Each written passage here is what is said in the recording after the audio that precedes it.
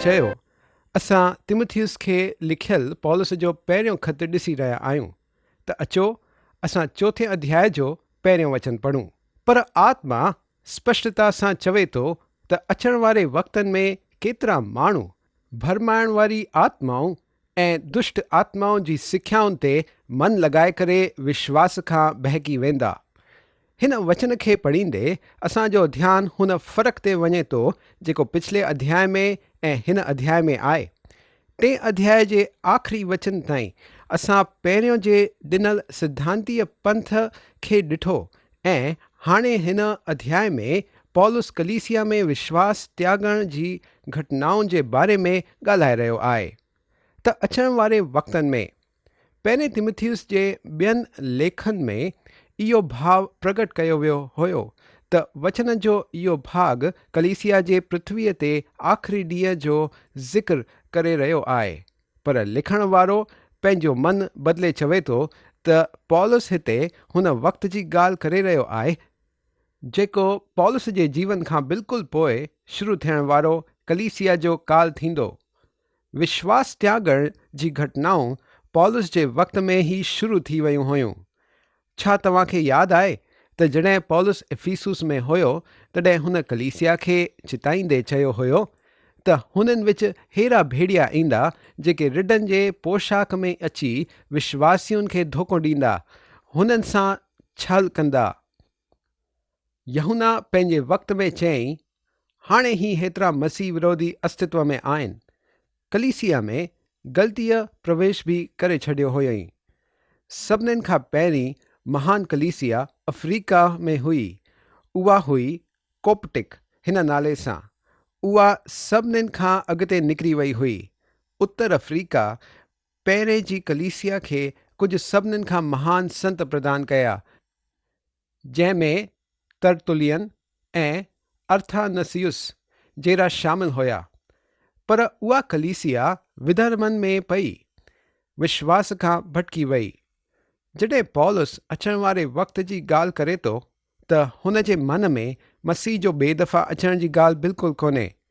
पर ॿिए तिमुथियुस जे 3 अध्याय जे पहिरें वचन में जॾहिं पौलुस चवे थो, पर इहो स्मरण रखो त अंतिम ॾींहंनि में कठिन वक़्त ईंदा, त हिते उहो कलीसिया जे आख़िरी ॾींहं जी ॻाल्हि करे रहियो आहे जंहिंखां पोइ प्रभु यीशु हुन खे ॿाहिरि कढी छॾंदो। हिन पहिरें तिमुथियुस जे 4 अध्याय जे पहिरें वचन में अचण वारा वक़्त असांजे अॼु जे वक़्त जे बारे में ॻाल्हाए रहियो आहे। पौलुस इहो ॿुधाए रहियो हुयो त हुन जे ॾींहं जी कलीसिया जे अॻिते छा अचण वारो आहे। केतिरा माण्हू विश्वास खां बहिकी वेंदा। पौलुस हिते सावधान करे रहियो आहे त हेड़ा विधर्मी सेखारण वारा हूंदा जेके महान संख्या में माण्हुनि खे बहकाईंदा, ग़लति रस्तो ॾेखारींदा। असल में विश्वास त्यागण या विश्वास खां बहिकी वञण जूं घणियूं ई घटनाऊं कलीसिया में लंबे वक़्त खां थी रहियूं आहिनि ऐं हिन युग जे अंत में भी इहा कोई नई ॻाल्हि कोन थींदी। विश्वास खां हटी वञण तॾहिं बि थींदो। ॿिए थिस्सलुनीअन जे 2 अध्याय में भी पौलुस अचण वारी विश्वास त्यागण जी घटनाउनि जे बारे में ॿुधायईं। विश्वास खां बहिकजी वञण पहिरियों खां वधियो आहे ऐं वधंदो रहंदो। जॾहिं मसीह खरी कलीसिया खे मथे खणी वेंदो त आख़िर में उहा बहकियल संगठित कलीसिया पुठियों रहिजी वेंदी।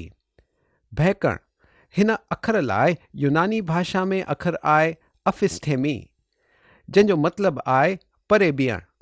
बहकण इहो ॾेखारींदो आहे त तव्हां कहिड़े हद ते वञी रहिया आहियो ऐं इहो बि ॾेखारींदो आहे त तव्हां कहिड़े हद खां अची रहिया आहियो।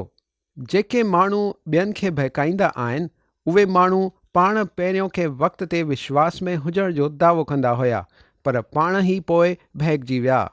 विधर्मी माण्हू विश्वास खां कोन बहकी सघंदा आहिनि छो त हुननि कॾहिं विश्वास कयो ई कोन आहे। हुननि कॾहिं बि मसीह ते भरोसो करे हुन खे पंहिंजो उद्धारकर्ता कोन स्वीकारियो आहे। हुननि मसीह जे बारे में कॾहिं ॿुधो बि कोन आहे, त उहे पोइ विश्वास कीअं त्यागींदा। विश्वास त्यागण हुन व्यवस्थित कलीसिया वारनि में थींदो आहे जेके विश्वास रखण जो दावो कंदा आहिनि ऐं पोइ हुन तां बहिकजी वेंदा आहिनि। भरमाइण वारी आत्माउनि जे मन लॻाए करे हाणे जॾहिं इहे माण्हू विश्वास त्यागनि था त हिन लाइ ज़िमेदार केरु आहे? हुननि जे बहिकजी वञण जी वजह छा आहे? हिन जी वजह इहा आहे छा त उहे वधीक पढ़ी लिखी वेठा आहिनि, वधीक बुद्धिमान थी विया आहिनि? छा वजह इहा आहे त विज्ञान जो हेतिरो विकास थी वियो आहे, ज्ञान एतिरो वधी वियो आहे त विश्वास हाणे झलण में कोन थो अचे? न, पौलुस चवे थो केतिरा माण्हू भरमाइण वारियूं आत्माउनि ते विश्वास खां बहिकजी वेंदा। भरमाइण वारी मतिलब भटकंदी या रुलंदी आत्मा, आवारा धोखो ॾियण वारी आत्मा। असल में इहे सभी शैतान जा गुण आहिनि। शैतान पाण हेरो ई आहे। इहे माण्हू हिननि शैतानी आत्माउनि ते मन लॻाए छॾंदा आहिनि। दुष्ट आत्माउनि जी सिख्या। विश्वास त्यागण वारा दुष्ट आत्माउनि जी सिख्या ते मन लॻाए छॾींदा आहिनि। इहा त चौकाए छॾण वारी ॻाल्हि आहे त अॼु जे हिन भौतिकवादी युग में महान संख्या में माण्हू आत्माउनि जी दुनिया वटि मोटी रहिया आहिनि ऐं हुननि खे अहमियत बि ॾेई रहिया आहिनि। पहिरें यूहन्ना जी किताब जे 4 अध्याय जे पहिरें वचन में मसीही विश्वासियुनि खे चयो वियो आहे, आत्माउनि खे परखो त उहे परमेश्वर जे तरफ़ां आहिनि या न, छो त घणा ई कूड़ा भविष्यवक्ता जगत में निकिरी बीठा थिया आहिनि। असांखे हिननि आत्माउनि खे कीअं परखणो आहे? इहो पहिरें तिमुथियुस जे 3 अध्याय जे 16 वचन में असां पढ़ूं था, परमेश्वर शरीर में प्रकट थियो, आत्मा में धर्मी बीठो। उद्धार पाइण जो हिकिड़ो ई रस्तो आहे ऐं उहो आहे मसीह जे मौत जे द्वारा, ऐं हिन ई सच जे द्वारा असां दुष्ट आत्माउनि जे सिद्धांतनि खे अॼु परखे सघंदा आहियूं। हेड़ा कुझु नंढा घट आहिनि जेके विश्वास थियण जो दावो कंदा आहिनि, पर तॾहिं बि उहे दुष्ट आत्माउनि जे कम ते घणो ई ज़ोर विझंदा आहिनि।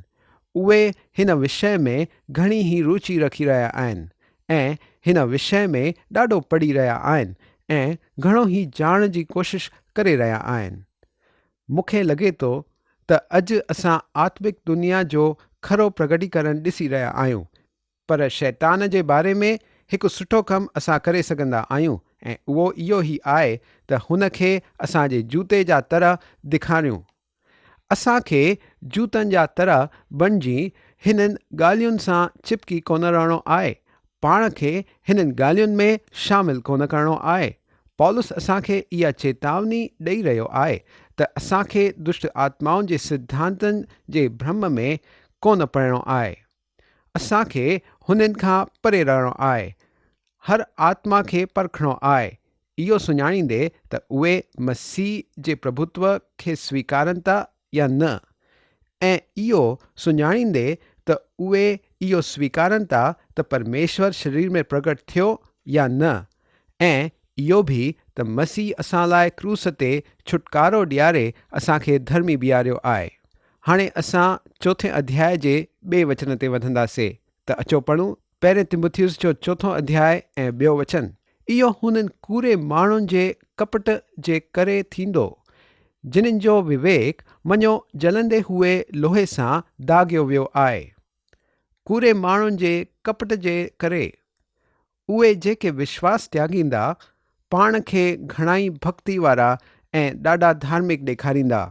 मूंखे हाणे हुननि वॾे वॾे संतनि ते शक थींदो आहे जेके इहो दावो कंदा आहिनि त हुननि वटि कुझु ख़ासि आहे। मुंहिंजा दोस्त, अगरि तव्हां सच पातो आहे त उहो तव्हांखे नम्र बणाईंदो, छो त पहिरीं ॻाल्हि इहा आहे त तव्हां इहो ॼाणींदव त तव्हांखे केॾी घटि ॼाण आहे। मूंखे बि इहा ॼाण थी आहे त मूंखे बाइबल जे बारे में केॾी घटि ॼाण आहे। अॼु हेड़ा बि माण्हू आहिनि जिन्हनि खे परमेश्वर जे वचन जे बारे में ॾाढी घटि ॼाण आहे, पर उहे ॻाल्हाईंदा अहिड़े नमूने आहिनि ॼण त उहे हुन में अधिकारी आहिनि। कूड़ ॻाल्हाइण कपट करणु आहे। उहे उहो बणिजण जी कोशिशि कंदा आहिनि जेको उहे कोन्हनि। जिन्हनि जो विवेक मञो जलंदे हुए लोहे सां दागियो वियो आहे। पहिरें तिमुथियुस जे 5 अध्याय में असां उहे शयूं ॾिसूं था जेके हिकिड़ी नज़र ईंदड़ कलीसिया खे दर्शाइनि थियूं। उहे आहिनि विश्वास, प्रेम ऐं हिकिड़ो सुठो विवेक। असांखे प्रेम सां भरियल दिलि वारो हुजणु खपे। अॼु कलीसिया में शारीरिक संबंध जे बारे में वधीक ॻाल्हियूं ॿुधण में अचनि थियूं। मां कुझु कलीसियाउनि में थींदड़ अहिड़ियूं ॻाल्हियूं ॿुधियूं ऐं जंहिंसां मुंहिंजा वार उथी बीहंदा आहिनि। अहिड़ो कुझु चयो वञी रहियो आहे ऐं कयो वञी रहियो आहे जेको उहो ई करे सघंदो आहे जंहिंजो दिलि जलंदड़ लोहे सां दागियो वियो आहे ऐं जेको परमेश्वर जे वचन खां परे हली वियो आहे। परमेश्वर जे योजना ऐं कम में इहो अहम आहे त कलीसिया खे नम्र हृदय हुजे ऐं न त दागियल दिलि जेको घिनौनी हद ताईं हेठि वञी पए।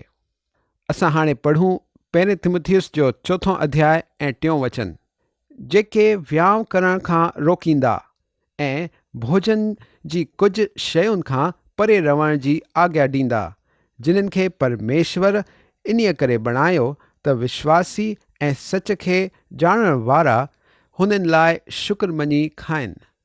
मसीह जे ॾींहं में बि अहिड़ा माण्हू हुया जेके यहूदी पंथ मां निकिरी विधर्मनि मां पिया वञी पवनि। असांजे ॾींहंनि में बि इहा कुझु नई ॻाल्हि कोन्हे। इहो त घणे ई वक़्त खां हलंदो आहे। व्यायाम करण खां रोकींदा।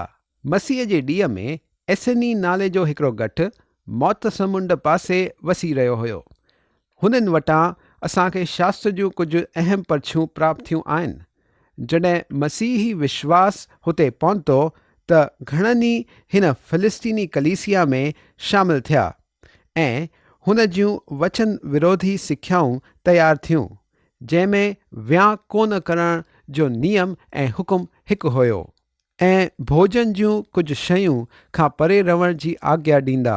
अहिड़ा कुझु माण्हू आहिनि जेके खाधे जे बारे में कुझु नियम ऐं कानून बणाईंदा आहिनि जेके परमेश्वर जे वचन में कोन ॾिनल आहिनि। उहे हिन ते अहिड़े नमूने मन लॻाईंदा आहिनि ॼण त खाधो हुननि खे परमेश्वर जे साम्हूं स्वीकार थियण जे योग्य बणाईंदो। इहा ॻाल्हि बरोबरु आहे त अगरि तव्हां ग़लति नमूने जो खाधो खाधो त तव्हांखे पेट में सूरु पई सघंदो आहे, पर दोस्त हिन जो संबंध तव्हांजे आत्मिक जीवन सां बिल्कुलु कोन्हे। हाणे असां 4 अध्याय जो 4 ऐं 5 वचन पढ़ंदासीं। पहिरें तिमुथियुस जो 4 अध्याय 4 ऐं 5 वचन। छो त परमेश्वर जी सृजियल हर हिकु शइ सुठी आहे ऐं कोई शइ अस्वीकार करण जे योग्य कोन्हे, पर इहो त धन्यवाद सां गॾु खाई वञे, छो त परमेश्वर जे वचन ऐं प्रार्थना जे द्वारा शुद्ध थी वेंदी आहे। परमेश्वर जो वचन खाधे खे दोषी कोन बीहारींदो आहे, उहो हुन जी साराहना कंदो आहे। अगरि तव्हां हुन खाधे जे बदिले परमेश्वर जो शुक्र करे सघंदा आहियो त हुन सां उहो खाधो तव्हांजे शरीर लाइ शुद्ध कयो वेंदो आहे, पर इहो त धन्यवाद सां गॾु खाई वञे। अहिड़ियूं खाधे जूं कुझु शयूं आहिनि जिन्हनि लाइ मां शुक्र कोन थो मञी सघां। कुझु खाधे जूं शयूं अहिड़ियूं आहिनि त अगरि मां उहे खाधियूं त शारीरिक तौर सां मां अस्वस्थ थींदुसि ऐं अहिड़ियुनि शयुनि लाइ मां शुक्र कोन थो मञी सघां। कुझु अहिड़ियूं बि जायूं आहिनि जिते हिकिड़े नांग जो मांस विकियो वेंदो आहे। चवंदा आहिनि त उहो हुननि जायुनि जी उहा ख़ासियत आहे। पर अगरि तव्हां मूंखे भोजन लाइ नांग खाइण लाइ ॾिनो ऐं मूंखे चओ त मां हुन जे बदिले में शुक्र मञां त मूंखे नथो लॻे त मां हीअं करे सघंदुसि।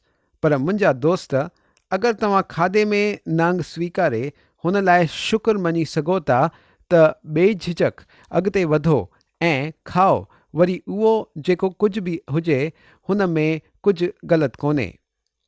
हाणे असां 4 अध्याय जो 6 वचन पढ़ंदासीं।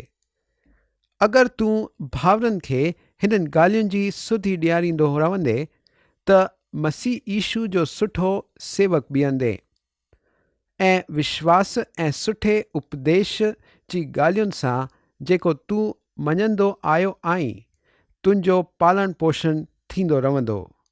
अगरि तूं भाउरनि खे हिननि ॻाल्हियुनि जी सुधी ॾियारींदो रहंदे। पौलुस तिमुथियुस खे कलीसिया में हूंदड़ विश्वास त्यागण वारनि जे बारे में ऐं कूड़ी सिख्याउनि जे बारे में चितायो आहे।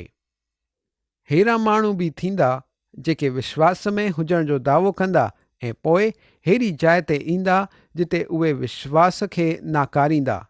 हाणे तिमुथियुस खे ॿियनि विश्वासियुनि खे हिननि ॻाल्हियुनि जे बारे में चिताइणो आहे त मसीह ईशू जो सुठो सेवक बीहंदे। हर विश्वासी हिकिड़ो सेवक आहे, पर हिते पौलुस तिमुथियुस जे बारे में चई रहियो आहे जेको परमेश्वर जे वचन जो शिक्षक आहे। इहो सिख्या ॾियण जो दान कुझु माण्हुनि वटि हूंदो आहे ऐं ॿियनि माण्हुनि वटि कोन हूंदो आहे, पर सभी विश्वासी सेवक हूंदा आहिनि। ऐं विश्वास ऐं सुठे उपदेश जूं ॻाल्हियुनि सां तुंहिंजो पालन पोषण थींदो रहंदो। हिकिड़े विश्वासीअ खे परमेश्वर जे वचन में अहिड़े ई नमूने वधणो आहे। असांखे परमेश्वर द्वारा स्वीकृत थियण लाइ कुझु खाधे जूं शयूं खां परे रहण जी ज़रूरत कोन्हे, बल्कि असांखे विश्वास ऐं सुठे उपदेश जी ॻाल्हियुनि सां पंहिंजो पालन पोषण थियण ॾियणो आहे जेको तूं मञंदो आयो आहीं। कुझु बाइबल जो अनुवाद करण वारा सोचींदा आहिनि त इफिसूस में ॾाढो ख़तरो हुयो ऐं कूड़ो धर्म ऐं शैतान जो कमु बि हेतिरो वधी वियो हुयो त तिमुथियुस हर वक़्त ते पाण खे हुननि में फसियल पाईंदो हुयो। पर पौलुस चवे थो त हिकिड़े सुठे सेवक हुजण जे नाते तिमुथियुस हुननि सभिनीनि शयुनि खे हासिल कयो हुयईं जेकियूं हिते ॿुधाई वयूं आहिनि ऐं उहो तिमुथियुस जी तारीफ़ थो करे। पौलुस तिमुथियुस खे विश्वास त्यागण वारनि ऐं कूड़ी सिख्याउनि जे बारे में चितायो आहे, पर उहो अञा अहिड़ियूं ॻाल्हियूं ॿुधाए थो जिन्हनि खां तिमुथियुस खे परे रहणो आहे। हलो त पहिरें तिमुथियुस जे 4 अध्याय जे 7 वचन खे पढ़ूं। पर अशुद्ध ऐं ॿुढियुनि जहिड़ियूं अखाणियूं खां अलॻि रहो ऐं भक्ति जी साधना कर। पर अशुद्ध ऐं ॿुढियूं जहिड़ियूं अखाणियूं खां अलॻि रहो। नंढे हूंदे असां घणियूं ई कहावतूं ॿुधियूं हूंदियूं जेके वॾा असांखे ॿुधाईंदा हुया। हिकिड़ी मसीही माईअ वटि अजीब नुस्ख़ा हूंदा हुया। हिकिड़ो इहो हुयो त सभिनीनि खे गंधक ऐं टार में माखी मिलाए खाइणु खपे। हिकिड़े शख़्स ॿुधाई त हुन जी माउ हुन खे इहो खाराईंदी हुई छो त उहा हुन माईअ जा नुस्ख़ा ॿुधंदी हुई। हुन शख़्स खे इहो त ख़बर बि कोन्हे त हुन मां हुन खे कुझु फ़ाइदो थियो बि या न।